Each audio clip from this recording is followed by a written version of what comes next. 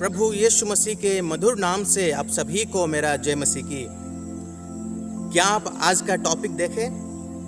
क्या आपको भी इस टॉपिक से आश्चर्य हो रहा है? आप सोच रहे होंगे ये किस प्रकार का सवाल है? क्या परमेश्वर पक्षपात करता है? बिल्कुल नहीं, हमारा प्रभु कभी पक्षपात नहीं करता है।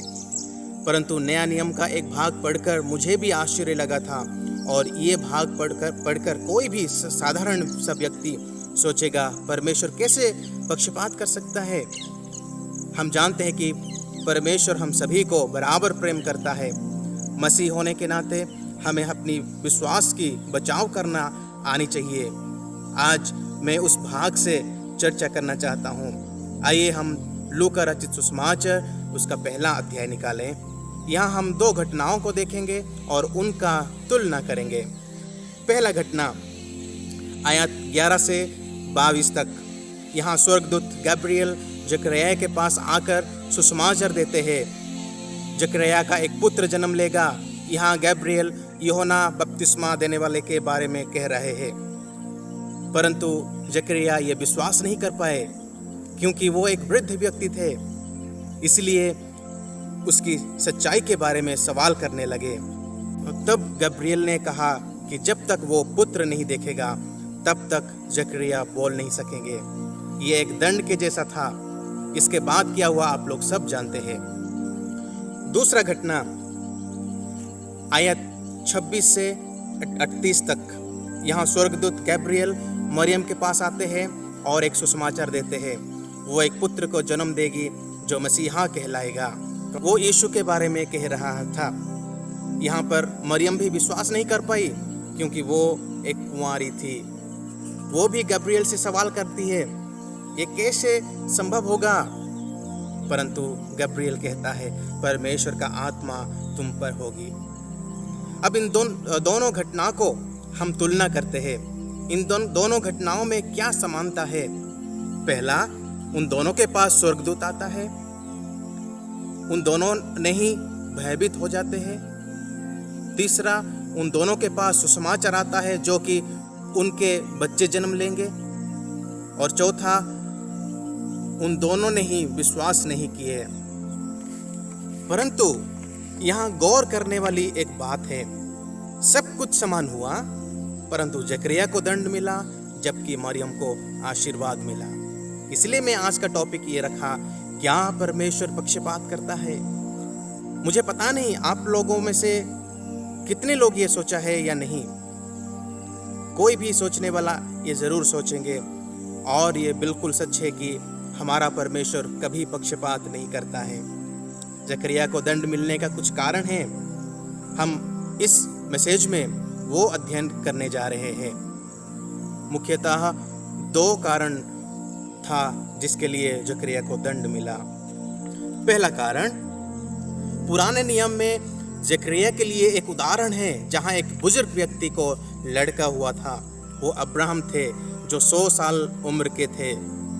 परंतु मरियम के पास ऐसा कोई उदाहरण नहीं था जहां एक कुंवारी लड़की माँ बनी हो। इसलिए वो विश्वास नहीं कर पाई।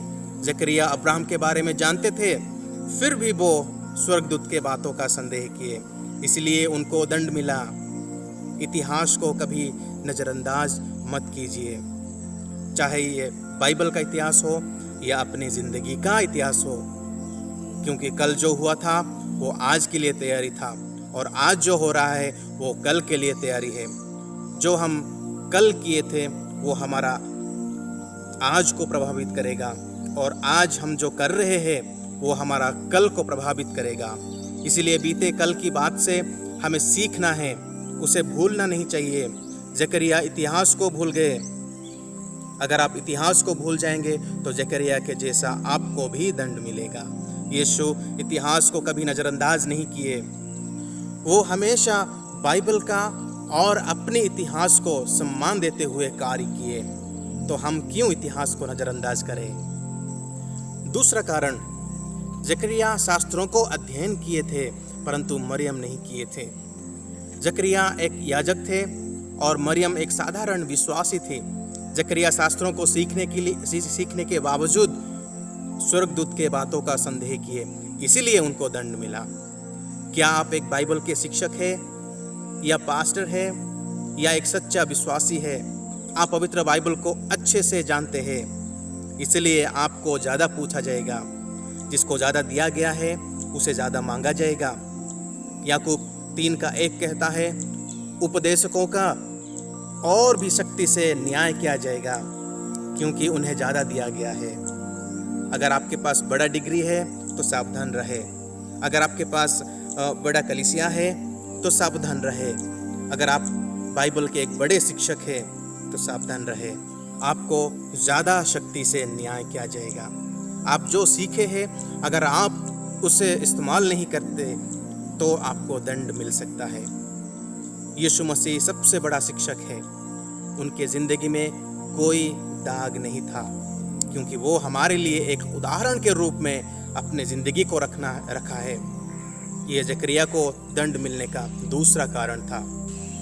तो आज का निष्कर्ष क्या है? परमेश्वर कभी पक्षपात नहीं करता है। इस मैसेज से मैं आप सभी को ये निवेदन करना चाहता हूँ कि आइए अपने विश्वास का बचाव में बोलना सीखें। हम ये बोलने में सक्षम हो कि हम यीशु पर क्यों विश्वास करते हैं और उसे आराधना करते हैं। इस भाग को पढ़कर कोई भी गलत समझ सकता था, परंतु इसमें सच्चाई छुपा है। हमें ऐसे ही पवित्र बाइबल से सच्चाई को ढूंढना चाहिए। परमेश्वर आप सभी को आशीष दे। जय मसीह की।